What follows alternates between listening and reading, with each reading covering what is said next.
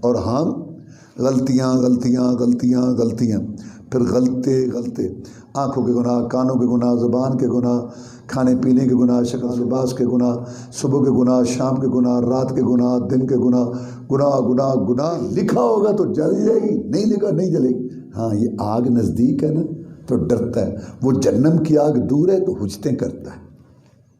تقدیر کا معنی اللہ کا علم ہونے سے پہلے اللہ کو پتہ ہے، لیکن ہم اس پر مجبور نہیں۔ کوئی بات نہیں ہے، کل پڑھی تھی نا، پھر پڑھ لیں گے۔ سارا محلہ بھی تو سویا ہوا ہے، سارے گھر والے سارے سوئے ہوئے ہیں۔ مہربان محمد شفیع بیڑے پار کھچ کمبل ہوتے۔ السلام علیکم ورحمۃ اللہ وبرکاتہ۔ ان الحمد للہ نحمده ونستعینه ونستغفره ونعوذ باللہ من شرور انفسنا ومن سیئات اعمالنا، من يهده الله فلا مضل له ومن يضلله فلا هادي له، واشهد ان لا اله الا الله وحده لا شريك له، واشهد ان محمدا عبده ورسوله صلى الله عليه وسلم۔ اما بعد فان خير الحديث كتاب الله، وخير الهدي هدي محمد صلى الله عليه وسلم، وشر الامور محدثاتها، وكل محدثة بدعة، وكل بدعة ضلالة، وكل ضلالة في النار۔ فاعوذ بالله من الشيطان الرجيم۔ يا أيها الذين آمنوا اتقوا الله حق تقاته ولا تموتن إلا وأنتم مسلمون، واعتصموا بحبل الله جميعا ولا تفرقوا۔ اللہ مالک الملک احکم الحاکمین نے اپنے بندوں پر بے شمار احسانات انعامات فرمائے۔ یہ زمین و آسمان، چاند سورج، ستارے، ندیاں، نالے، پہاڑ، سمندر، دریا، للاتی کھیتیاں، پکے ہوئے باغات، گھر بار، بیوی بچے، اللہ تعالیٰ نے اپنے بندوں پر بہت زیادہ انعامات اور احسانات کیے ہیں۔ لیکن اللہ تعالیٰ کی سب سے بڑی نعمت اور سب سے بڑا احسان ہدایت کی دولت ہے، دین کی دولت ہے، ایمان کی دولت ہے۔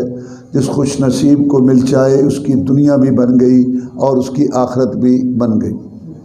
قرآن مجید کے بعد صحیح ترین کتاب بخاری شریف، اس کے اندر حدیث موجود ہے، مسلمانوں کے نامور سپہ سالار امیر المومنین کاتب وحی، سب سے پہلے بحری بیڑا بنانے والے، قبرصی رومی غنڈوں کے لیے موت کا پیغام، جناب امیر معاویہ رضی اللہ تعالیٰ عنہ روایت کرتے ہیں کہ جناب محمد الرسول اللہ صلی اللہ علیہ وسلم نے ارشاد فرمایا، من یرد اللہ بہ خیرا یفقہہ فی الدین، جس آدمی کے ساتھ اللہ بھلائی کا، بہتری کا، اچھائی کا ارادہ فرماتے ہیں اس کو اپنے دین کی سمجھ دے دیتے۔ یہی وجہ ہے کہ جناب محمد الرسول اللہ صلی اللہ علیہ وسلم نے سورہ فاتحہ فرض قرار دی تمام نمازیوں کے لیے۔ فرمایا لا صلاۃ لمن لم یقرأ بفاتحۃ الکتاب، نہیں ہے نماز اس شخص کی جس نے سورہ فاتحہ نہیں پڑھی۔ نماز امام کی ہو، مقتدی کی ہو، اکیلے کی ہو، مسافر مقیم ہو، نماز نفل فرض ہو، نماز جنازہ، استسقاء، عید، کوئی نماز نہیں ہوتی بغیر سورہ فاتحہ کے۔ اس کی وجہ یہ ہے کہ جناب محمد الرسول اللہ صلی اللہ علیہ وسلم نے شفقت فرمائی اپنی امت سے، ہمدردی فرمائی، محبت فرمائی اپنی امت سے، اور یہ سورہ فرض قرار دی نماز کی ایک ایک رکعت میں، تاکہ جب میرے امتی وضو کر کے اللہ کے سامنے کھڑے ہوں گے، ہاتھ باندھ کے حمد و ثنا تعریف پیش کریں گے اور گریہ زاری کریں گے، تو اس کے بعد جب اللہ تعالیٰ سے ہدایت کی بھیک مانگیں گے، اہدنا الصراط المستقیم، یا اللہ میں سیدھی راہ دکھا دے، اس پر چلا دے، اس پر خاتمہ فرما دے، جب یہ دعا کریں گے تو کبھی تو وہ بے پرواہ خیر ڈال ہی دے گا۔ یہ وجہ ہے سورہ فاتحہ فرض ہونے کی۔ اور یہاں سے معلوم ہوا کہ ہدایت کتنی اہم چیز ہے۔ سب سے پہلا سوال جو سکھایا گیا بندے کو وہ دار روٹی کا نہیں ہے، دنیا کا نہیں ہے، وہ ہدایت کا ہے، ہدایت کا۔ اس کی وجہ ہے کہ دنیا تو گزر ہی جائے گی۔ اگر ایک آدمی کو کھانے کے لیے پورا کھانا میسر نہیں، کیا ہوگا؟ مر جائے گا۔ اور کیا ہوگا؟ اور جو 4 ٹائم جس کو کھانے کے لیے ملتا ہے وہ نہیں مرے گا، وہ بھی مر جائے گا۔ جس کو پینے کے لیے پانی صحیح میسر نہیں، کیا ہوگا؟ مر جائے گا۔ اور جس کو پینے کے لیے حسب منشا موسم کے مطابق مشروبات میسر ہیں، کیا وہ نہیں مرے گا؟ وہ مر جائے گا۔ تو جو شخص جھونپڑے یا کلی میں رہتا ہے اور اس کا جنازہ اٹھے گا تو کیا کوٹھی بنگلے والے کا نہیں اٹھے گا؟ تو اس کا مطلب ہے دنیا اتنی ضروری نہیں ہے۔ دو اس کو ٹائم، وقت دو۔ یہ جو زندگی ہے 60-65 سال، اتنی ہی زندگی اوسط عمر ہے اس امت کی، اگر اتنا ٹائم اس کو دو جو اس کی ضرورت ہے۔ یہ نہیں کہ صبح سے لے کے شام تک بس دنیا پیسہ پیسہ، پیٹ پلیٹ، یہ پلاٹ وہ پلاٹ، یہ مکان یہ دکان، پھر وہ پھر یہ اور وہ یہ اور وہ نہیں۔ جو اس کے بعد آنے والی زندگی ہے، زیادہ سوچ اور فکر اس کی ہونی چاہیے، یہاں موت بھی نہیں آئے گی۔ تو اس لیے وہ جو ہے وہ بہت زیادہ ضروری ہے کہ دنیا کا تو مسئلہ جس طرح بھی ہے گزر جائے گا، لیکن مسئلہ آخرت کا ہے جو سوچنے والا ہے۔ زندگی 2 دن کی ہو یا کہ 100 سال گزر جائے گی، کندھے پہ کملی ہو یا کہ شال گزر جائے گی، گر امیروں کی با اقبال گزر جائے گی تو غریبوں کی بھی بہرحال گزر جائے گی۔ مسئلہ یہ نہیں ہے، مسئلہ یہ ہے کہ جب اللہ حساب کے کولوں میں گھانی میں لوگوں کو نچوڑے گا اور لوگ پسینے میں شرابور ہوں گے اور اپنی جوانی مال کمانے خرچ کرنے کا ان کو حساب دینا ہوگا، اس وقت اللہ تبارک و تعالی ہدایت والے کو اپنے سائے کے نیچے اسپیشل کرسی دے گا، ہیرو موتیوں جوہرات سے جڑی ہوئی، جہاں وہ ہدایت والا مہمان خصوصی بن کے بیٹھے گا۔ مسئلہ تو اس چیز کا ہے کہ جب وہ وقت آئے گا کہ نزاعۃ للشوا، کہ وہ جہنم جس کی آگ کا ایک شعلہ، جہنم جس کی آگ کا ایک شعلہ سار اور چہرے کی کھال کو اتھیڑ کے رکھ دے گا۔ اصل مسئلہ سوچ اور فکر یہ ہے۔ اس لیے رسول اللہ صلی اللہ علیہ وسلم نے سورہ فاتحہ فرض قرار دی کہ ہدایت کی بھیک مانگو اور اس کو کوشش کرو اور اس کو حاصل کرو۔ دنیا اللہ ہر ایک کو دیتا ہے، کوئی مانگے اس کو بھی مل جاتی ہے، کبھی بغیر مانگے کی بھی دنیا مل جاتی ہے، کوئی محنت کرے اس کو دنیا مل جاتی، کبھی بغیر محنت کے بھی مل جاتی ہے۔ لیکن دین، ایمان، ہدایت، صراط مستقیم، حق کا راستہ، رسول اللہ صلی اللہ علیہ وسلم والا عقیدہ، آپ والی نماز، آپ والا درود، آپ والا وظیفہ، آپ والی شادی غمی، آپ والا رہن سین، وہ نہیں ملتا بغیر دعا کے، تڑپ کے، طلب کے، تحقیق کے، ریسرچ کے، غور و فکر کے، محنت کے نہیں ملتا، دین نہیں ملتا۔ آدمی کہے کہ تو بھی ٹھیک ہے میں بھی ٹھیک ہے، جہاں کو لگا رہے، اللہ کی غیرت گوارا ہی نہیں کرتی کہ پھر تجھے ہدایت دے۔ اللہ کہتا ہے کہیں لگے پھرتے تو بھی لگا پھر نہیں۔ یہ تو سیکھنا ہوگا، اس کو ہدایت کو لینا ہوگا۔ یہ بہت بڑی نعمت ہے اللہ تعالیٰ کی، ہدایت کی دولت اور حق کی دولت، اور اس کی وجہ سے اللہ تعالیٰ کے ہاں مقام بنتا ہے اور اللہ تعالیٰ لوگوں کے دلوں میں پھر اس کی محبت رکھتا ہے۔ حبشے کی مٹی سے پیدا ہونے والا تھا بلال رضی اللہ تعالیٰ،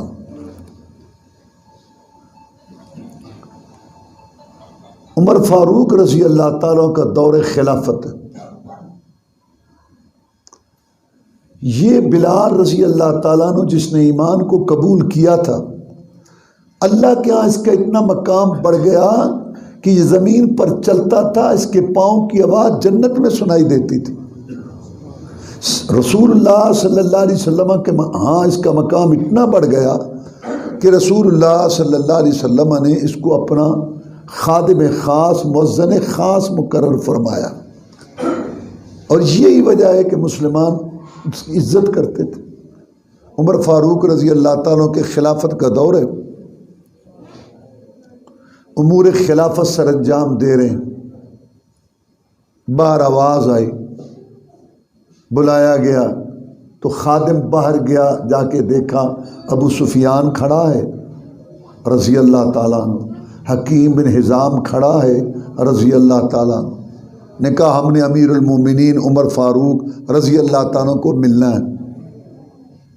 ٹھیک ہے، خادم واپس آ رہا تھا، پھر آواز آئی، باہر گیا تو دیکھا کہ بلال کھڑے رضی اللہ تعالیٰ، فوراً واپس آیا اور آ کے کہنے لگا امیر المومنین عمر فاروق رضی اللہ تعالیٰ عنہ باہر بلال ہے دروازے پر۔ عمر فاروق رضی اللہ تعالیٰ نے کہا بلال رضی اللہ تعالیٰ نے کہا ہاں۔ تو پھر دنیا کا یہ نامور خلیفہ 22 لاکھ مربع میل پر اسلام کا فریرہ لہرانے والا، جو چند فٹ کی چھڑی ہلاتا تھا منبر رسول صلی اللہ علیہ وسلم پر، تو کیسر و کسریٰ کے شیر تھے، جرنیل کانپتے تھے کہ یارو پتہ کرو کہ عمر نے اپنی فوجیں ہماری طرف روانہ تو نہیں کرتی۔ جو مراد رسول، جس کو رسول اللہ صلی اللہ علیہ وسلم نے مانگ کے لیا تھا، جو مشورہ دیتا تھا رائے، اللہ اس کی رائے مشورے کو قرآن بنا کے اتار دیتا تھا۔ اتنا عظیم انسان شخصیت اٹھا اور جو چادر اوپر تھی اس کو ایسے کھینچتے ہوئے چلا اور بلال رضی اللہ تعالیٰ کے سامنے آیا، جیسے ایک خادم غلام اپنے سردار کے سامنے کھڑا ہوتا ہے۔ کہا بلال رضی اللہ تعالیٰ عنہ، میں آپ کی کیا خدمت کر سکتا ہوں، کیسے آنا ہوا، حکم ارشاد۔ ابو سفیان رضی اللہ تعالیٰ عنہ نے کہا اے عمر رضی اللہ تعالیٰ عنہ، ہم جدی پشتی سردار قریشی، مکہ کے ہم سردار، نامی گرامی، تو نے ہمارا خیال ہی نہیں رکھا اور اس بلال کو ہم پر ترجیح دی۔ تو نے یہ بھی نہ سوچا کہ تیرے دروازے پر پہلے ہم آئے تھے یا بلال آیا تھا رضی اللہ تعالیٰ۔ تو عمر فاروق رضی اللہ تعالیٰ نے جواب دیا کہ اے ابو سفیان رضی اللہ تعالیٰ، اس میں ناراض ہونے کی کیا ضرورت ہے؟ تو نے یہ تو سوچ لیا کہ عمر رضی اللہ تعالیٰ کے دروازے پر پہلے کون آیا۔ کاش تو یہ سوچتا کہ اسلام کے دروازے میں پہلے کون داخل ہوا تھا، تو یا بلال رضی اللہ تعالیٰ۔ بلال رضی اللہ تعالیٰ نے اس وقت کلمہ پڑھا کہ جب آگ کا انگارہ ہاتھ میں لینا تھا، اس کے برابر وقت تھا، بلال رضی اللہ تعالیٰ عنہ کو لٹایا گیا، اس کی چربی سے آگ کے انگارے ختم ہوئے، اس کی پشت پر دراڑیں پڑی ہوئی ہیں، گوشت نام کی چیز ہی نہیں ہے، ہڈیاں ہی ہڈیاں ہیں، اور تو کفر شرک کا جھنڈا اٹھا کے رسول اللہ صلی اللہ علیہ وسلم کا مقابلہ کرتا رہا۔ اور جب رسول اللہ صلی اللہ علیہ وسلم دعوت کے میدانوں، جہاد کے محاذوں سے ہوتے ہوئے، شہادتیں پیش کرتے ہوئے، جب 10,000 کا لشکر جرار لے کے زبردستی مکے میں داخل ہو گئے، عتبہ شیبہ کٹ گئے، ولید کٹ گیا، ابو جہل ابو لہب مر کھپ گئے، اور بیت اللہ کی چابیاں ہاتھ میں لے کے اپنی فتح کا اعلان کر دیا، تو بھی اپنی مونچھوں کو نیچا کر کے اسلام میں آ گیا۔ اللہ تیرا اسلام ایمان قبول کرے، پر بلال بلال ہی ہے رضی اللہ تعالیٰ۔ تو اللہ تعالیٰ کے ہاں، رسول اللہ صلی اللہ علیہ وسلم کے ہاں اور مسلمانوں کے دلوں میں بھی مقام جو بنتا ہے تو ہدایت دین اور ایمان کی وجہ سے۔ اب رہی یہ بات کہ ہدایت ہے کیا، ہدایت کس کو کہتے ہیں؟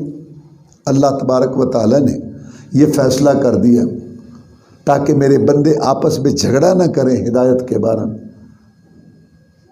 کہ حق کا راستہ کون سا ہے، باطل کا کون سا ہے، صحیح بات کیا ہے، غلط کیا ہے، یہ اللہ نے فیصلہ کر دیا۔ جب ہمارے باپ آدم علیہ السلام کو دنیا میں بھیجا، اس وقت اللہ تعالیٰ نے جو ارشادات فرمائے ان میں ایک یہ بات بھی تھی، قُلْنَا اهْبِطُوا مِنْهَا جَمِيعًا فَإِمَّا يَأْتِيَنَّكُم مِّنِّي هُدًى فَمَن تَبِعَ هُدَايَ فَلَا خَوْفٌ عَلَيْهِمْ وَلَا هُمْ يَحْزَنُونَ کہ آدم علیہ السلام اب آپ جا کر زمین پر رہیں، آپ کا، آپ کی اولاد کا بسیرا ٹھکانہ زمین پر ہے، روٹی گوشت سے کھانی ہے یا سبزی سے، تمہاری مرضی، آدم کوئی پابندی نہیں، جھونپڑا مکان بنا کے رہنا ہے یا کھلے میدان میں، کوئی پابندی نہیں، تمہاری مرضی، لیکن دین کیا ہے، ایمان کیا ہے، ہدایت کیا ہے، صراط مستقیم کیا ہے، نیکی کا راستہ کیا ہے، جس جنت سے نکالے گئے ہو پھر اس میں واپس آنے کا طریقہ کیا ہے، آدم علیہ السلام تو نے اور تیری اولاد نے اپنی عقل سوچ فکر سے، اپنی رسم رواج، اپنے ماحول، اپنی سوسائٹی سے اس کو طے نہیں کرنا۔ ہدایت میں مولا آسمان سے بھیجوں گا، تو نے اور تیری اولاد نے اس کے پیچھے لگنا، کیونکہ ہدایت آسمان سے آتی ہے، شہروں میں شخصیات میں نہیں بنتی۔ تو اللہ نے یہ وعدہ پورا کیا۔ کئی انبیاء رسول علیہ السلام دنیا میں آئے، سب سے آخر میں سید الاولین والآخرین، امام المجاہدین، رہبر الرہنما، مقتدا و پیشوا، امام اعظم، قائد اعظم، مرشد اعظم، رہبر اعظم، محسن اعظم، مجاہد اعظم جناب محمد الرسول اللہ صلی اللہ علیہ وسلم تشریف لائے۔ اللہ تبارک و تعالیٰ نے ان کو ظاہری خوبیاں بھی دی اور باطنی خوبیاں بھی دی۔ وہ صورت کے لحاظ سے اجمل تھے، سیرت کے لحاظ سے اکمل تھے، اخلاق کے لحاظ سے افضل تھے، حسب و نسب کے لحاظ سے اشرف تھے، معزز مکرم مصفہ مطہر تھے، چنے ہوئے بخشے ہوئے، فہم و فراست کے امام، فضاحت و بلاغت کے بادشاہ تھے۔ وہ آسمانوں کے مہمان بنے اور ان کے اشاروں سے جنت کے دروازے کھلے۔ رسول اللہ صلی اللہ علیہ وسلم فرماتے ہیں کہ اللہ تعالیٰ نے ابراہیم علیہ السلام کی اولاد میں اسماعیل علیہ السلام کو چنا، اسماعیل علیہ السلام کی اولاد میں بنو کنانہ کو چنا، بنو کنانہ میں قریش کو چنا، اور قریش میں بنو ہاشم کو چنا، اور بنو ہاشم میں میں محمد صلی اللہ علیہ وسلم کو پیدا کیا۔ آپ کے شہر جیسا کسی کا شہر نہیں، آپ کے خاندان جیسا کسی کا خاندان نہیں، اور آپ کی ذات جیسی کسی کی ذات نہیں، اور آپ کی بات جیسی کسی کی بات نہیں۔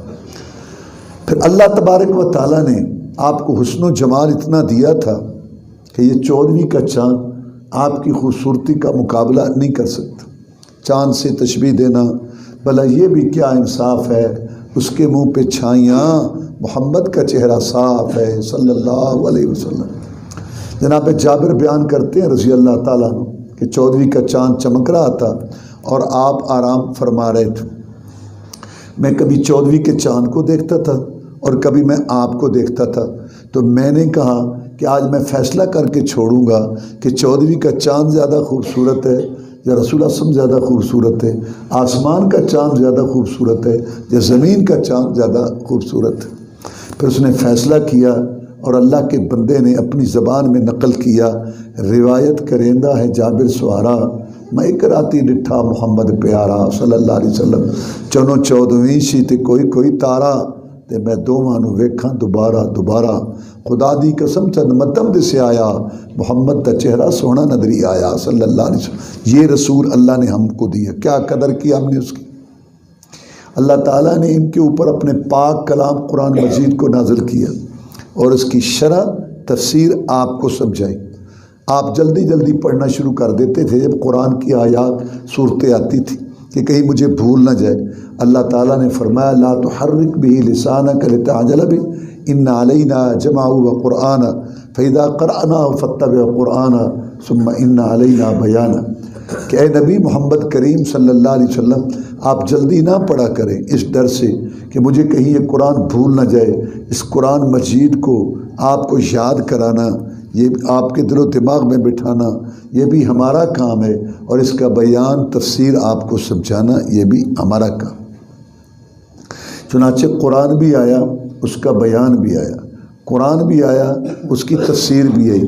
اگر قرآن آ جاتا نا مکہ کے پہاڑوں پر اور مکہ والوں کو فرشتہ آواز دیتا کہ جاؤ اٹھا لو قرآن، تو پھر تو اس میں اختلاف کی کوئی وجہ بنتی تھی، اس آیت کا کیا معنی ہے، اس صورت کا کیا مطلب ہے۔ لیکن جب قرآن بھی آیا، اس کا بیان بھی آ گیا، قرآن بھی آ گیا، اس کی تفسیر بھی آ گئی، حدیث رسول سنت رسول صلی اللہ علیہ وسلم یہ قرآن کی تفسیر ہے، تو پھر اختلاف کا کیا مطلب ہے۔ آپ نے اپنے قول سے، فعل سے، عمل سے، تقریر سے، تائید سے قرآن کی تفسیر کی۔ آپ بولتے تھے قرآن کی تفسیر ہو جاتی تھی، آپ عمل کرتے قرآن کی تفسیر ہو جاتی تھی، آپ کسی کا کام دیکھ کے خاموش ہو جاتے تو قرآن کی تفسیر ہو جاتی تھی۔ بغیر رسول اللہ صلی اللہ علیہ وسلم کے سمجھانے کے قرآن نہیں سمجھ آ سکتا۔ جیسے قرآن کو ماننا فرض ہے، ایسے یہ بھی فرض ہے کہ قرآن کو ایسے مانا جائے جیسے صاحب قرآن قرآن والا منواتا ہے، محمد الرسول اللہ صلی اللہ علیہ وسلم۔ عدی بن حاتم طائی ایک مشہور صحابی ہے رضی اللہ تعالیٰ عنہ۔ یہ عیسائی مذہب کا تھا، تورات انجیل کا عالم تھا، نبیوں کی اولاد تھا، رسولوں کی اولاد تھا۔ اس نے قرآن مجید کی آیت سنی روزہ کے بیان میں۔ اللہ تعالیٰ فرماتے ہیں کلوا واشربوا حتی یتبین لکم الخیط الابیض من الخیط الاسود من الفجر، کہ مسلمانوں سحری کھاؤ پیو جب تک تمہیں سفید دھاگا سیاہ دھاگے سے نظر نہ آنا شروع ہو جائے۔ تو انہوں نے دو دھاگے لے لیے، ایک سفید رنگ کا ایک سیاہ رنگ کا، سحری کھاتے پیتے رہتے، اور جب ان کو پتہ لگنا شروع ہو جاتا کہ یہ سیاہ رنگ کا دھاگا ہے، سفید رنگ کا، اتنی روشنی ہو جاتی تو کھانا پینا بند کر دیتے۔ ایک دن رسول اللہ صلی اللہ علیہ وسلم کی مجلس میں بات چلی تو انہوں نے کہا جی میں نے تو اس کا بہت آسان حل تلاش کر لیا ہے، دو دھاگے میں نے لے لیے ہیں، ایک سفید رنگ کا ایک سیاہ رنگ کا، اور میں نے اپنے تکیے کے نیچے رکھے ہوئے ہیں۔ جب اتنی روشنی ہو جاتی ہے کہ مجھے پتہ لگنا شروع ہو جاتا ہے کہ سفید دھاگا کون سا ہے اور سیاہ کون سا ہے، تو میں سحری کھانا بند کر دیتا ہوں۔ رسول اللہ صلی اللہ علیہ وسلم نے فرمایا تیرا تکیہ، تیری گدی بڑی چوڑی ہے جس کے نیچے وہ دو دھاگے آ گئے، تو نہیں سمجھا انا بیاض الصباح ہے من سواد اللیل، یہ تو صبح کا پھوٹنا ہے رات کی تاریکی سے، تو نہیں سمجھ سکا۔ تو یہ رسول اللہ صلی اللہ علیہ وسلم کا شاگرد تھا، صحابی رسول تھا صلی اللہ علیہ وسلم، قرآن کا گواہ تھا، اور یہ تورات انجیل کا عالم تھا، نبیوں کی اولاد، رسول زادہ، نبی زادہ، پیغمبر زادہ تھا یہ، اور یہ عرب کا مشہور آدمی سردار تھا اور عربی دان تھا۔ قرآن کی آیت کا معنی نہیں سمجھ سکا جب تک قرآن والے نے نہیں سمجھایا۔ یہی ہماری دعوت ہے، لڑائی نہیں، جھگڑا نہیں، ہم سب مسلمان کلمہ پڑھتے، آپس میں پیار محبت سے رہو، لیکن ہماری دعوت یہ ہے کہ قرآن کا وہی معنی سمجھو، قرآن کا وہی مفہوم سمجھو جو قرآن والے نے سمجھایا۔ قرآن کی تفسیر حدیث رسول ہے اور سنت رسول ہے صلی اللہ علیہ وسلم۔ قرآن کا معنی مطلب عربی کے زور پر، جغرافی کے زور پر، سائنس کے زور پر، امام کا قول، مفتی کا فتویٰ، پیر و مرشد کا ارشاد، سوسائٹی کا تقاضا، رسم و رواج، اپنے من خواہش میں قرآن کا معنی متعین نہیں ہوگا۔ قرآن کی آیت کا معنی وہی معتبر ہوگا جو محمد کی کچہری مجلس میں طے ہوا صلی اللہ علیہ وسلم۔ یہ اتفاق مسلمان کر لیں تو سارے اختلافات اور فرقہ واریت ختم ہو جاتی ہے۔ اگر آپ سیاہ اینک لگائیں گے تو آپ کو سارا ماحول سیاہ نظر آئے گا، اگر آپ سبز اینک لگائیں گے آپ کو ہر چیز سبز نظر آئے گی۔ تو جب آپ رسم کی اینک، رواج کی، باپ دادا کی، تقلید کی، قول فتوے کی، لڑی سلسلے کی، کسی بھی امتی کی سوچ فکر کی اینک لگائیں گے تو آپ کو تو اسی طرح سارا کچھ نظر آئے گا۔ اور اگر آپ ان اینکوں کو چھوڑ کر اصل قرآن حدیث کتاب و سنت کو دیکھیں گے تو پھر آپ کو یہ اصلی شکل میں نظر آئے گا۔ کلمے میں دو کا ذکر اللہ رسول، اذان میں دو کی گواہی اللہ رسول، خطبے میں دو کا اعلان اللہ رسول، اتحیات تشہد میں دو کا اقرار اللہ رسول، قرآن میں اطیع اللہ و اطیع الرسول، یہ بات اللہ کی مانو یا رسول اللہ صلی اللہ علیہ وسلم کی مانو۔ اور جب قبر میں جائیں گے پہلا سوال رب کا، دوسرا رسول کا ہوگا۔ برادری کی عزت کرو، برادری کو کھلاؤ پلاؤ، محلے والوں کا خیال رکھو، امن سکون کی فضا بناؤ، اتفاق اتحاد کو عام کر دو، لیکن دین، ایمان، ہدایت، شریعت، ثواب، نیکی کا راستہ وہی ہے جو اللہ نے نازل کر دیا اور جناب محمد الرسول اللہ صلی اللہ علیہ وسلم نے سمجھا دیا۔ یہ اسلام کسی کی باپ کی جاگیر نہیں، نہ کسی کی نانی اماں کا مذہب ہے، قول فتوے لڑی سلسلے کا نام، رسم رواج باپ دادا کے کسی کی بات کا نام دین نہیں ہے۔ دین وہ ہے جو اللہ نے فرمایا اور رسول اللہ صلی اللہ علیہ وسلم نے سمجھایا۔ جب ہم یہ بات سمجھ چکے، میں نے آپ کے سامنے قرآن مجید کا ایک مقام پڑھا ہے، سورہ آل عمران ہے اور 4 پارہ ہے۔ ترجمہ سنیے۔ اے ایمان والو، ڈر جاؤ اللہ تعالیٰ سے کہ جیسا کہ اس سے ڈرنے کا حق ہے، اور تمہیں موت اسلام پر آنی چاہیے، اور اللہ کی رسی یعنی قرآن حدیث کو مضبوطی سے اکٹھے ہو کے پکڑ لو، فرقے فرقے، گروہ گروہ مت بنو۔ اللہ نے فرمایا اے ایمان والو، ایمان کیا ہے؟ کیونکہ اس عید کے اندر 4 باتوں کا بیان ہے: ایمان، تقوی، خاتمہ بالخیر اور اتفاق۔ تو ایمان کا معنی کیا ہے؟ ایمان کا مطلب ہے زبان سے اقرار کرنا، دل سے تصدیق کرنی اور اس کے مطابق عمل کرنا۔ اگر ایک انسان زبان سے اقرار کر لیتا ہے ٹھیک ہے، اگر نہیں کرتا، زبان سے اقرار نہیں کرتا تو کافر ہے۔ زبان سے اقرار کر لیتا ہے، دل میں تصدیق نہیں، منافق ہے۔ زبان سے اقرار کر لیتا ہے، دل میں تصدیق بھی ہے، لیکن اس اقرار تصدیق کے مطابق اس کا بولنا نہیں، دیکھنا سننا نہیں، معاملات نہیں، اس کے مطابق اس کی زندگی نہیں، تو یہ جھوٹا، فریبی، دغاباز، بیروپیہ، فراڈی ہے۔ 3 چیزیں ملیں ایمان مکمل ہوتا ہے: زبان کا اقرار، دل کی تصدیق اور اس کے مطابق عمل۔ اور ایمان کس پر لانا ہے؟ 6 پر: اللہ تعالیٰ پر، اس کے فرشتوں پر، اس کی کتابوں پر، اس کے نبیوں رسولوں پر، اس کی تقدیر پر اور آخرت پر۔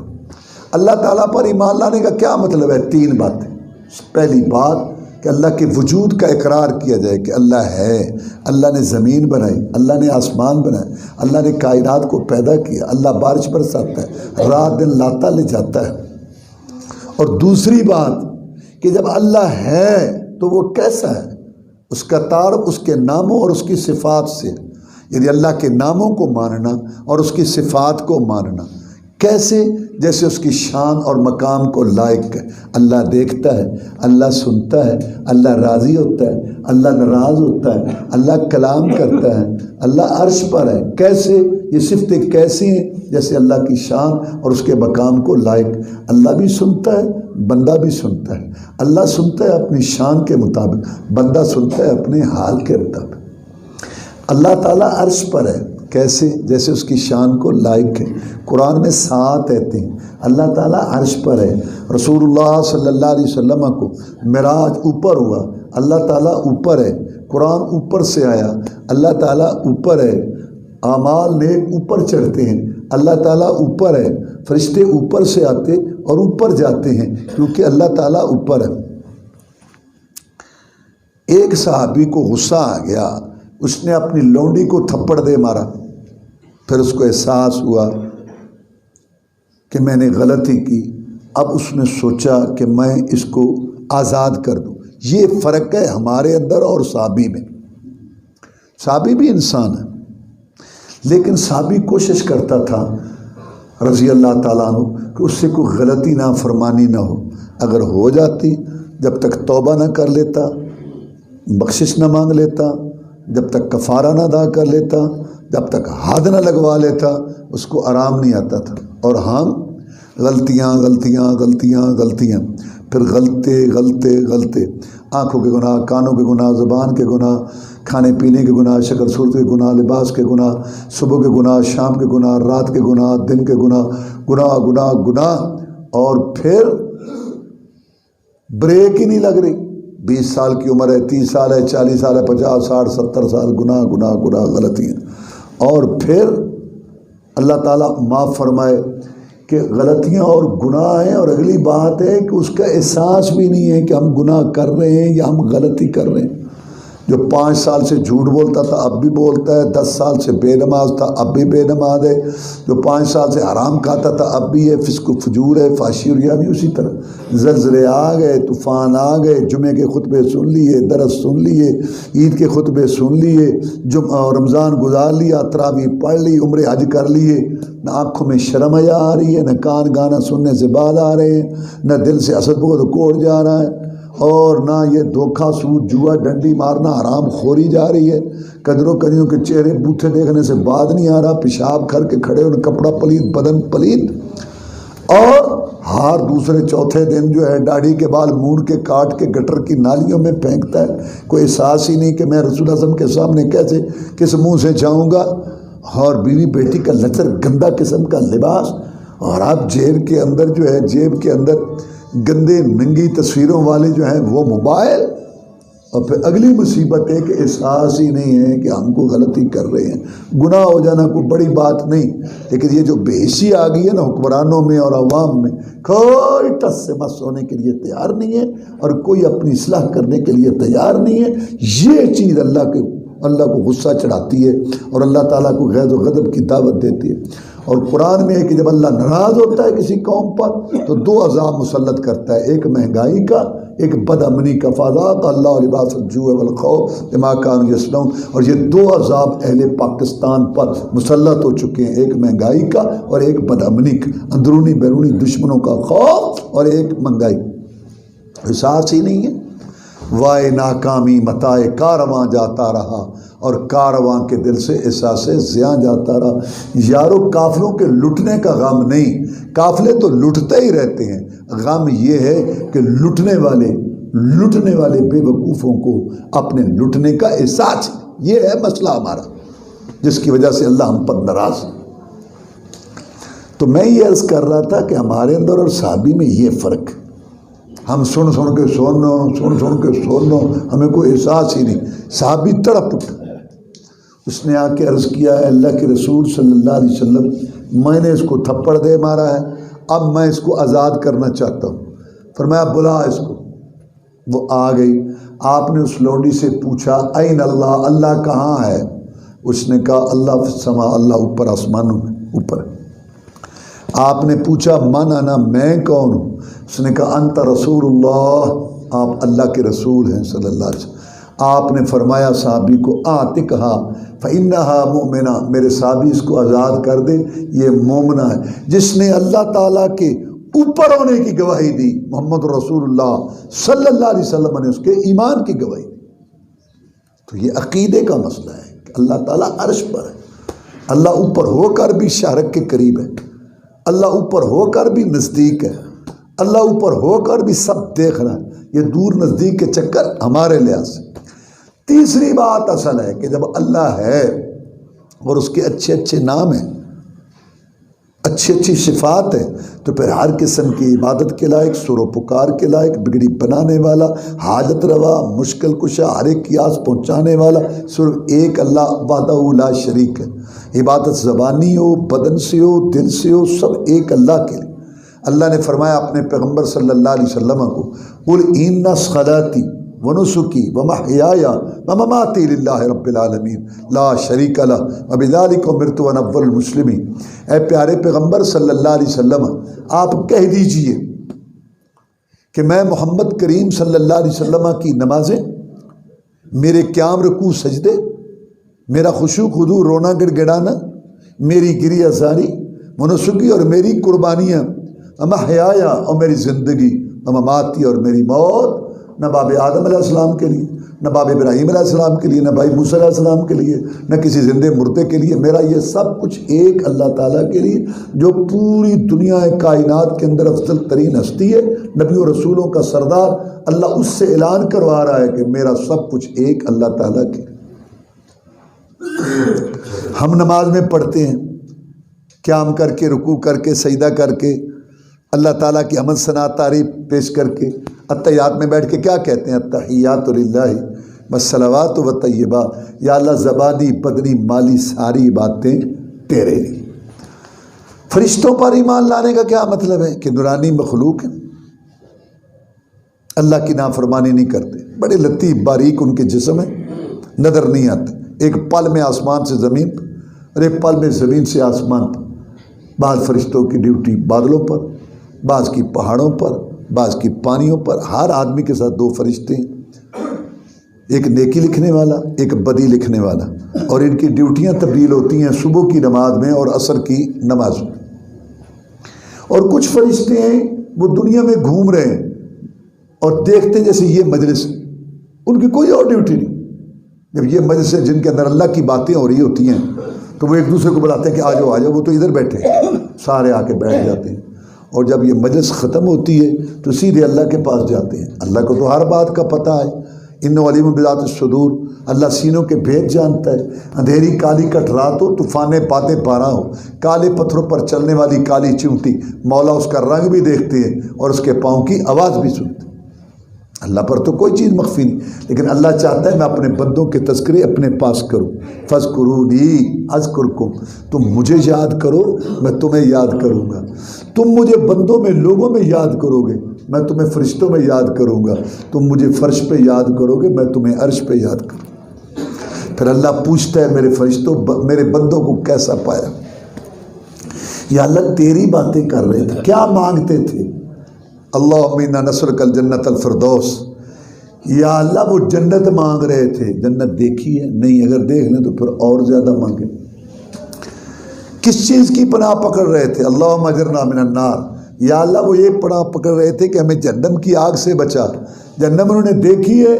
نہیں، اگر دیکھ لیں تو اور زیادہ اس سے ڈرے، پناہ پکڑے۔ فرشتوں تم گواہ رہو، میں نے ان سب مجلس والوں کو معاف کر دیا۔ ایک فرشتہ کہتا ہے کہ یا اللہ ایک آدمی اپنے کسی کام آیا تھا، کسی کو بلانے کے لیے، جب وہ آیا تیری باتیں سنی، دل میں ایمان تھا، اس نے جوش مارا، وہ بیٹھ گیا اپنا کام بھول کے۔ اس کے متعلق اللہ فرماتے ہیں میں نے اس کو بھی معاف کر دیا۔ قوم لا یشقی جلیسہم، جو بیٹھ کے میری باتیں میرے تذکرے کرتے ہیں نا، ان کے ساتھ بیٹھنے والا بھی بدبخت نہیں ہوتا۔ اور کتابوں پر ایمان لانے کا مطلب یہ ہے کہ اللہ نے کلام کیا، اللہ بولا، اللہ تعالیٰ کا جو کلام ہے اس کی آواز تھی، الفاظ تھے، حروف تھے، کبھی تورات کی شکل میں، کبھی انجیل، کبھی زبور، کبھی قرآن کی شکل میں اللہ کا کلام نازل ہوا۔ پہلی کتابوں پر ایمان لانا ہے، عمل نہیں کرنا، قرآن پر عمل بھی کرنا۔ نبیوں اور رسولوں پر ایمان لانے کا مطلب یہ ہے کہ اللہ چنتا ہے کس نے نبی بننا ہے، کس نے رسول بننا ہے۔ اور ان سب نبیوں رسولوں میں افضل 5 رسول ہیں، نوح علیہ السلام، ابراہیم علیہ السلام، موسیٰ علیہ السلام، عیسیٰ علیہ السلام، محمد رسول اللہ صلی اللہ علیہ وسلم۔ اور ان میں پھر 2 افضل ہیں، خلیلان، ابراہیم علیہ السلام، محمد رسول اللہ صلی اللہ علیہ وسلم۔ اور ان 2 میں پھر افضل ہیں جناب محمد رسول اللہ صلی اللہ علیہ وسلم۔ پہلے نبیوں رسولوں پر ایمان لانا ہے، ان کی اطاعت نہیں کرنی، لیکن جناب محمد رسول اللہ صلی اللہ علیہ وسلم کی اطاعت تابع داری بھی کرنی۔ تقدیر پر ایمان لانے کا کیا مطلب ہے؟ تقدیر کا معنی اللہ کا علم، ہونے سے پہلے اللہ کو پتہ ہے، ہونے سے پہلے اللہ کو پتہ ہے کیا ہوگا، ہم اس پر مجبور نہیں ہیں، ہوگا ویسے ہی جیسے اللہ تعالیٰ کا علم ہے۔ اللہ کا علم غلط نہیں ہو سکتا۔ تقدیر کا معنی اللہ کا علم، اللہ کا راز ہے مخلوق کے اندر، لیکن اس پر ہم مجبور نہیں ہیں کہ کوئی یہ کہے کہ میں مجبور ہوں، نہیں۔ اللہ تعالیٰ نے 2 راستے دکھا دیے، انا ہدیناہ السبیل اما شاکرا و اما کفورا۔ اللہ فرماتے ہیں ہم نے انسان کو پیدا کیا، اس کو 2 راستے دکھا دیے، یہ خیر کا، یہ شر کا، یہ ہدایت کا، یہ گمراہی کا، یہ جنت کا، یہ جہنم کا، یہ رحمان کی لین، یہ شیطان کی، اور سوچنے کے لیے عقل دے دی، کھوپڑی دے دی۔ میرے بندے چاہے یہ اختیار کر لے راہ، چاہے یہ اختیار کر لے، زبردستی نہ ادھر ہے نہ ادھر ہے۔ مسجد میں آ جائیں تو دھکے نہیں پڑتے، سینمے کو جائیں تو ٹانگ نہیں ٹوٹ جاتی۔ میرے بندے 2 راستے ہیں تیرے لیے کھلے، چاہے ادھر جا چاہے ادھر جا، تیری رپورٹ تیار ہو رہی ہے، جگہ لکھی جا رہی ہے، وقت لکھا جا رہا ہے، دن لکھا جا رہا ہے، تاریخ لکھی جا رہی ہے، اور تیری میری باتیں کل قیامت کو ہوں گی۔ تقدیر کا یہ مطلب ہے۔ میں ایک مثال دے کے اس کو واضح کرتا ہوں تقدیر کے مسئلے کو۔ ہم یہاں بیٹھے ہیں، سامنے ایک میدان ہے کھلا، اس میں گڑھا ہے، ادھر سے ایک نابینا آدمی بھاگا ہوا آ رہا ہے، سیدھا بھاگا ہوا آ رہا ہے۔ میں آپ کو کہتا ہوں یہ آدمی اس میں گر جائے گا، یہ نابینا۔ کچھ دیر گزری، میں ادھر لکھ کے بھی دے دیتا ہوں، کچھ دیر گزری وہ گر گیا۔ تو نابینا آدمی مجھے کہہ سکتا ہے کہ آپ نے کہا تو میں گرا؟ نہیں، آپ مجھے نہیں کہہ سکتے کہ آپ نے کہا تو وہ گرا۔ وہ گرا اپنی غفلت سستی سے، اس کا کام تھا ایسا چلتا، احتیاط کرتا، آواز دیتا، لاٹھی پکڑتا، وہ یہ کام کر سکتا تھا، اس نے نہیں کیا، وہ گر گیا۔ وہ گرا اپنی غفلت سستی کی وجہ سے، لیکن مجھے پہلے پتا، میں دیکھ رہا تھا۔ تو کیا میرے پتہ ہونے پر وہ مجبور ہے؟ نہیں۔ استاد کلاس میں پڑھاتا ہے، امتحان کا وقت آتا ہے، استاد کہتا ہے یہ لڑکا فیل ہوگا، کیوں؟ اس نے سبق نہیں پڑھا، اس کو پتہ ہی نہیں ہے، داغے کرتا تھا، اب وہ فیل ہو گیا۔ تو کیا لڑکا کہہ سکتا ہے استاد جی آپ نے کہا تو میں فیل؟ نہیں، وہ فیل ہوا بد محنت ہونے کی وجہ سے، لیکن استاد کو پتا ہے پہلے۔ اب میرا علم، استاد کا علم، پوری دنیا کا علم، اگلوں کا علم، پچھلوں کا علم، اللہ کے علم کے مقابلہ میں یہ حیثیت بھی نہیں رکھتے۔ جیسے حدیث میں آتا ہے جتنا چڑیا چونچ مارے بڑے سمندر کے اندر، جو اس کی چونچ کو لگنے والا پانی ہے نا، جو اس کی نسبت ہے نا پورے سمندر کے پانی کے آگے، ساری دنیا کے علم کی، اللہ کے علم کے آگے یہ حیثیت بھی نہیں ہے۔ تو تقدیر کا مطلب ہے کہ ہونے سے پہلے اللہ کو پتہ ہے، ہم اس پر مجبور نہیں۔ نماز پڑھ، جناب لکھا ہوتا تو میں پڑھتا، اب لکھا ہی نہیں تو میں کیسے پڑھوں؟ تمہیں پتہ ہے کیا لکھا ہے؟ نہیں تو پڑھنا۔ تقدیر کو دلیل بنانا اپنے گناہ پر، غلط کام پر، یہ کافروں کا کام ہے۔ قرآن کہتا ہے، کافر کہنے لگے لو شاء اللہ ما اشرکنا، اگر اللہ چاہتا ہم شرک نہ کرتے، ہم کفر نہ کرتے۔ کیا اللہ چاہتے ہیں کہ کفر کرو؟ تو ان کا دلیل پکڑنا یہ غلط ہے۔ تو گناہ پر اور نافرمانی پر تقدیر سے دلیل پکڑنا یہ کافروں بے دینوں کا کام ہے۔ اور یہ ایسا آدمی جو بار بار حجت کر رہا ہو نا، اس کو کہو یہ آگ جل رہی ہے، اس میں انگلی ڈالو، ڈالو انگلی، کہتے ہیں نہیں بھائی لکھا ہوگا تو جل جائے گی، نہیں لکھا ہوگا تو نہیں جلے گی، اس میں ڈال انگلی، کہتا ہے نہیں، کیوں نہیں بھائی لکھا ہوگا تو، کہتا ہے لکھا ہوتا تو میں پڑھتا نماز، بھائی لکھا ہوگا تو جل جائے گی، نہیں لکھا نہیں جلے گی۔ ہاں یہ آگ نزدیک ہے نا تو ڈرتا ہے، وہ جہنم کی آگ دور ہے تو حجتیں کرتا ہے۔ تقدیر کا معنی اللہ کا علم، ہونے سے پہلے اللہ کو پتہ ہے، لیکن ہم اس پر مجبور نہیں۔ دیکھیں آپ سو رہے ہوتے ہیں، آپ کے کان میں آواز آتی ہے حی علی الصلاۃ، حی علی الفلاح، آؤ نماز کی طرف، آؤ کامیابی کی طرف۔ دو خیال آتے ہیں، ایک آتا ہے نماز پڑھیں، نماز فرض ہے، اللہ کا حکم ہے، بے نماز کافر ہے، بے نماز مشرک ہے، قرآن میں بے نماز جہنم میں جلے گا۔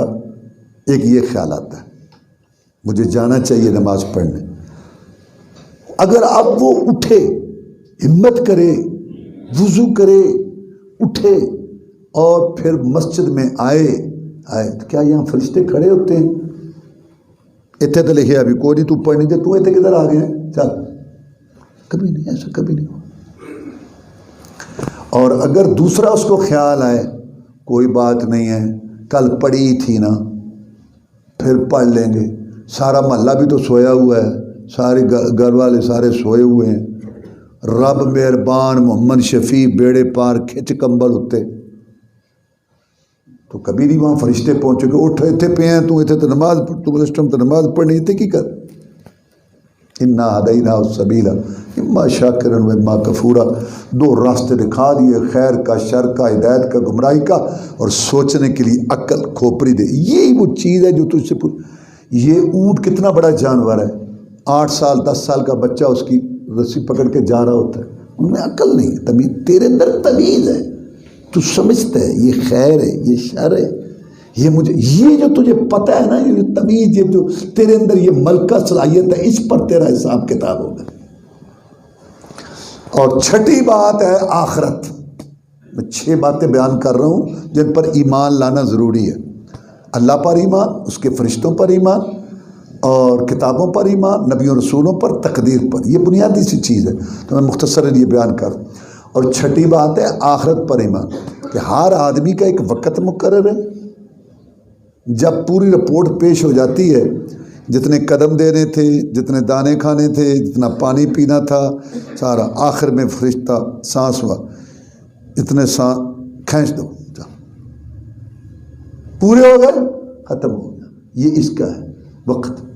اور ایک پوری دنیا کا وقت ہے، وہ اللہ نے ایک مقرر کیا ہوا ہے کہ جب یہ ساری دنیا سور پھونکا جائے گا، ختم ہو جائے گی، آسمان دھڑام سے گر پڑے گا، زمین پھٹ جائے گی، کائنات ختم ہو، دوبارہ پھر دوبارہ اٹھیں گے اور پھر اللہ کے سامنے حساب دیں گے اور حساب کتاب ہوگا، اور پھر اس وقت یہ کیفیت ہوگی کہ اپنا اپنا حساب، اپنا اپنا مال نامہ جو ہے اس کے مطابق اس کے ساتھ سلوک ہوگا، اچھا ہے تو اچھا، برا ہے تو برا۔ یہ وہ 6 چیزیں جو ایمان لاتے ہیں ان پر، ان کو اللہ کہتا ہے کہ یا ایھا الذین آمنوا، اے ایمان والو۔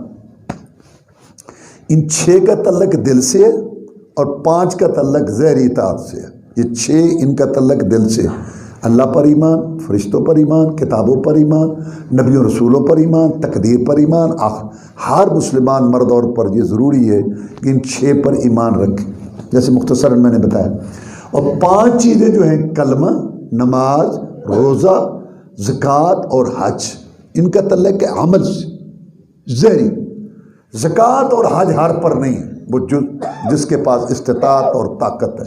تو یہ 11 کا کورس ہے، 6 اندر اور 5 باہر، یہ ایمان اور اسلام ہے۔ تو اللہ فرماتے ہیں اے ایمان والو، اللہ سے ڈرو جیسے ڈرنے کا حق ہے۔ تقوی، تقوی کا معنی کیا ہے؟ تقوی کا معنی کیا ہے؟ امتثال اوامر اللہ والاجتناب عما نہی اللہ عنہ، جن چیزوں کا اللہ نے حکم دیا ہے ان کو کرنا، جن چیزوں سے اللہ نے روکا ہے ان سے رک جانا، یہ ہے تقوی۔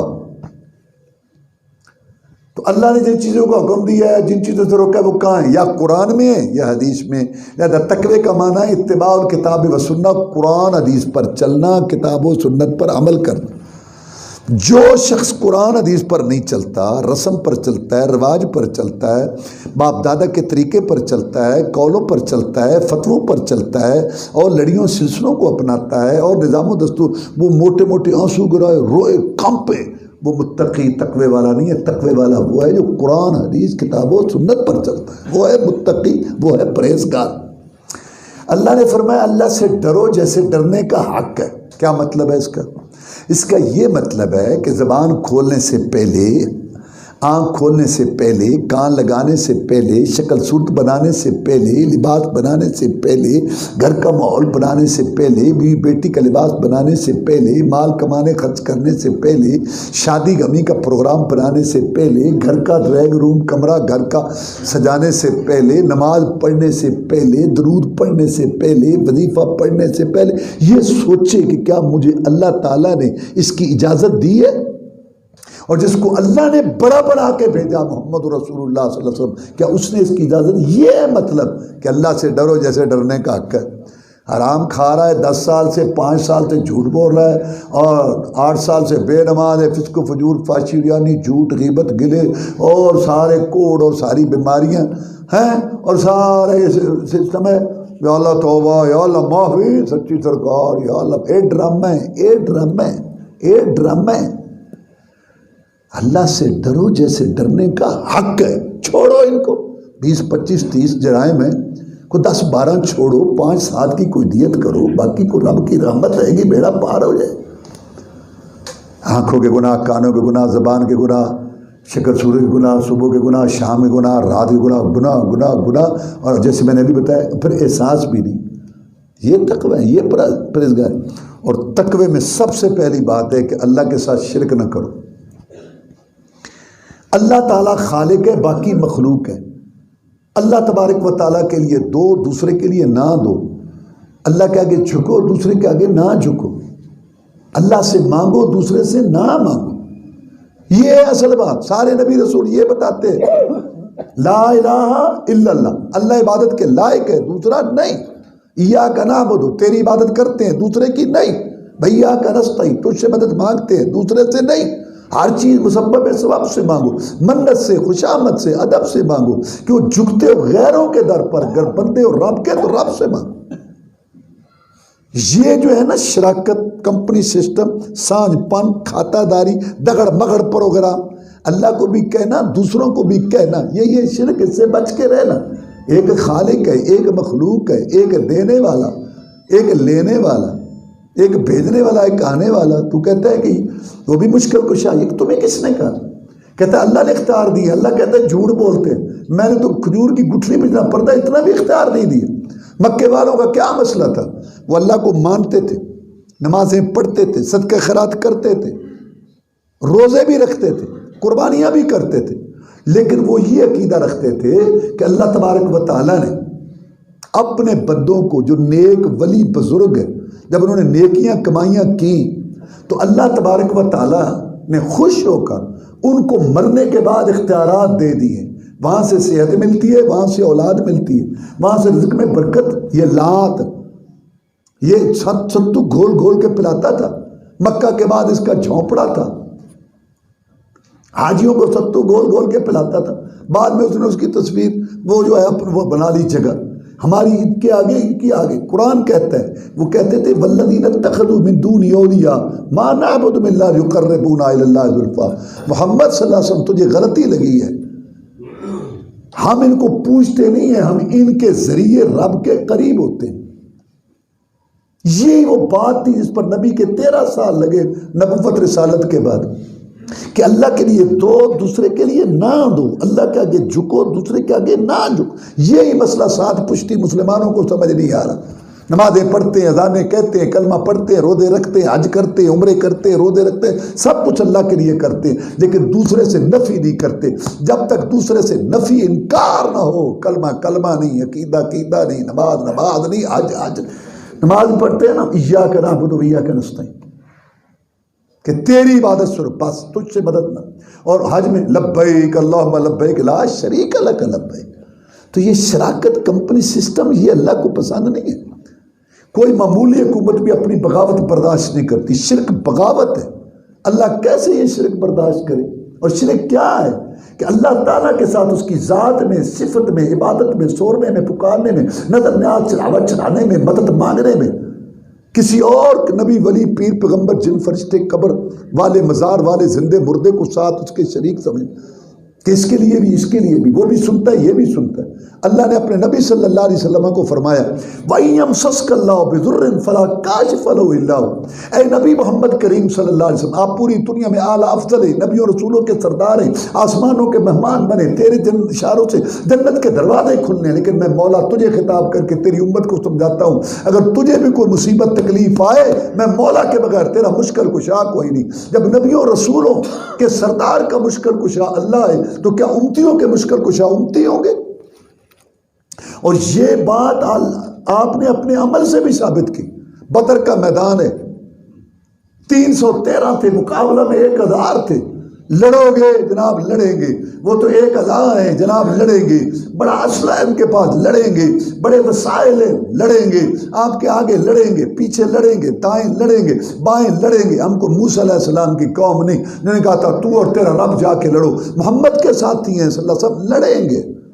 تعال اللہ, یہ شیوا ہی نہیں با وفاؤں کا, دودھ پیا ہے ہم نے غیرت والی ماؤں کا, نبی کا حکم ہو پھاند جائے سمندر میں, جہاں کو محو کر دیں نعرہ اللہ اکبر میں. کفار مکہ کیا چیزیں, ہم دیوں سے لڑ جائیں, سنان نیزہ بن کے باطل کے سینے میں گڑ جائیں. حضرت ارشاد حکم کن سے لڑنا ٹکرانا ہے؟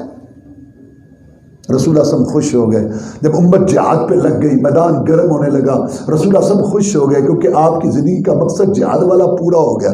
پھر آپ نے یہ نہیں کہا میں رسولوں کا امام اور میرے صحابہ تم ولیوں کے امام, سو جاؤ, صبح جنگ جیت لیں گے, برکت تبرک تبرک برکت برکت تبرک تبرک برکت سے جنگ جیت لیں گے. نہیں, ساری رات روئے گڑ گڑائے, یا اللہ ڈال دے خیر مجھے, بھر دے جھولی میری, سن لے میری فریاد, بنا دے میری بگڑی. کون کہہ رہا ہے؟ آسمانوں کا مہمان. کون کہہ رہا ہے؟ جس کے اشاروں سے جنت کے دروازے کھلنے ہیں.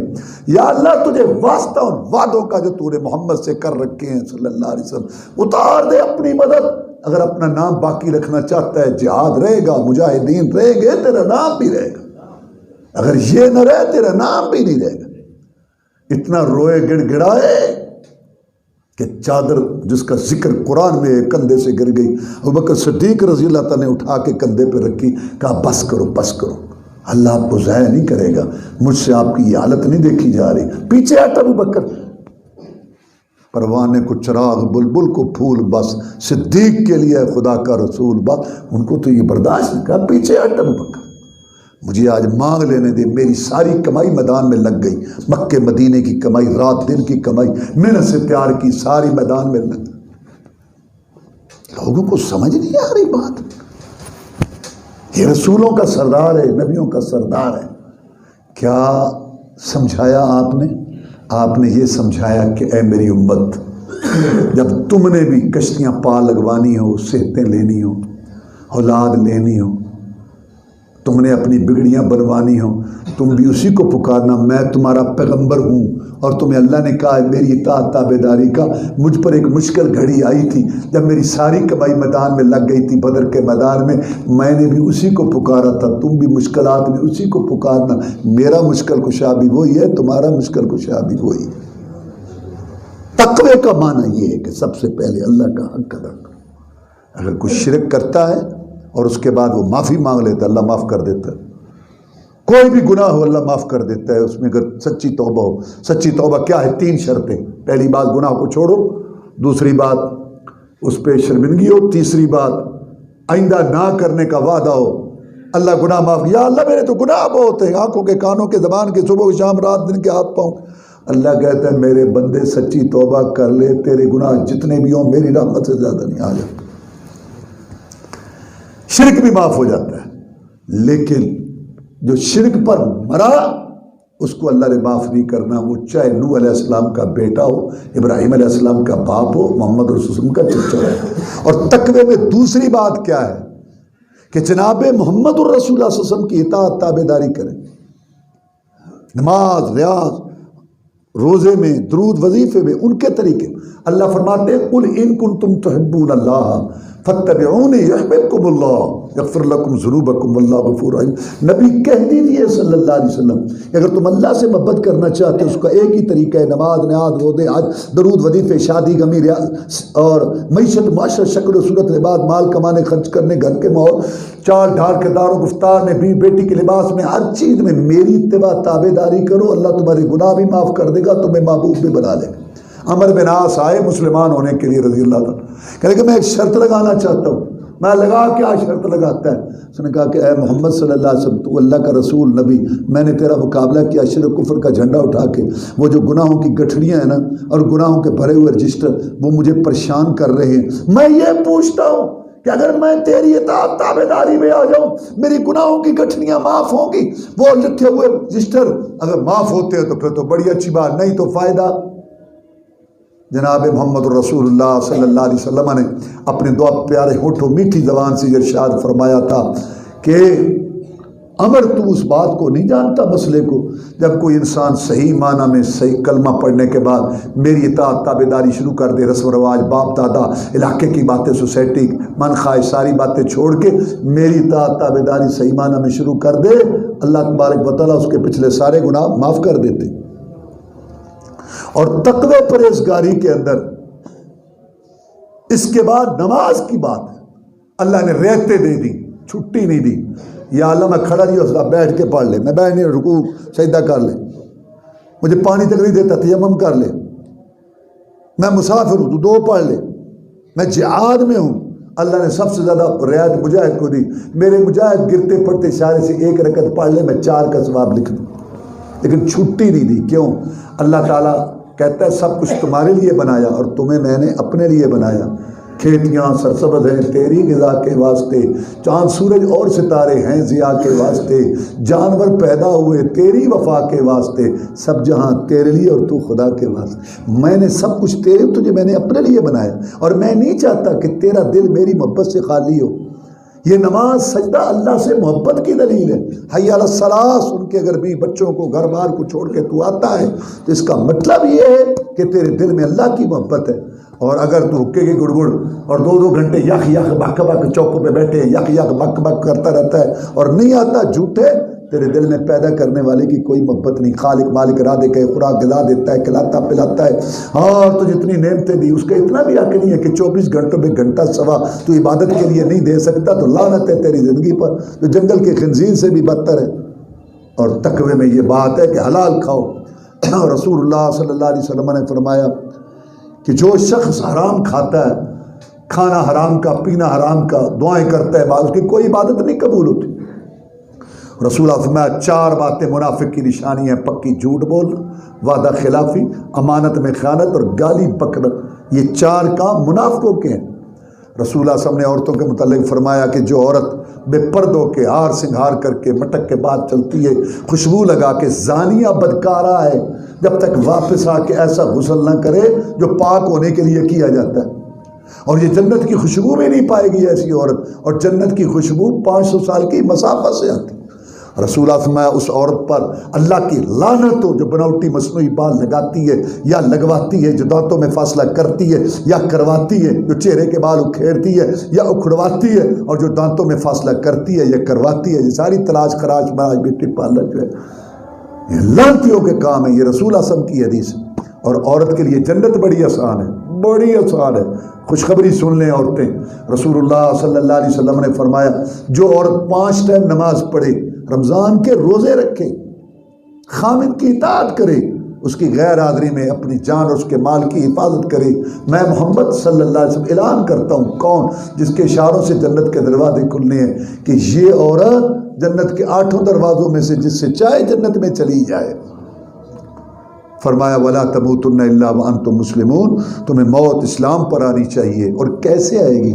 جب شیڈول بنائے ہوں گے، ابھی تو میں جوان ہوں، کر لیتے ہیں، نہیں، ہر وقت محاسبہ کر، نماز ٹھیک ہے، عقیدہ ٹھیک ہے، گھر کا ماحول ٹھیک ہے، لین دین ٹھیک ہے، کسی کو پریشان تو نہیں۔ اگر اس وقت میری موت آ جائے تو کیا میں اللہ کے پاس جانے کی پوزیشن میں ہوں؟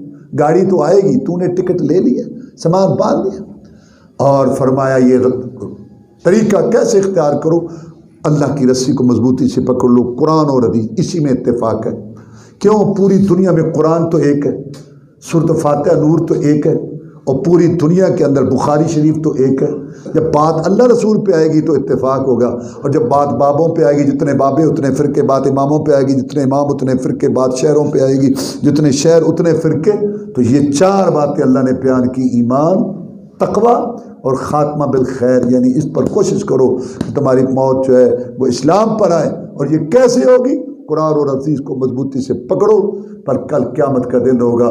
اللہ تعالیٰ نے بیان کیا ہے فَأَمَّا مَنْ أُوتِيَ كِتَابَهُ بِيَمِينِهِ فَيَقُولُ هَاؤُمُ اقْرَءُوا كِتَابِيَهْ إِنِّي ظَنَنْتُ أَنِّي مُلَاقٍ حِسَابِيَهْ فَهُوَ فِي عِيشَةٍ رَاضِيَةٍ فِي جَنَّةٍ عَالِيَةٍ قُطُوفُهَا دَانِيَةٌ كُلُوا وَاشْرَبُوا هَنِيًّا بِمَا أَسْلَفْتُمْ فِي الْأَيَّامِ الْخَالِيَةِ۔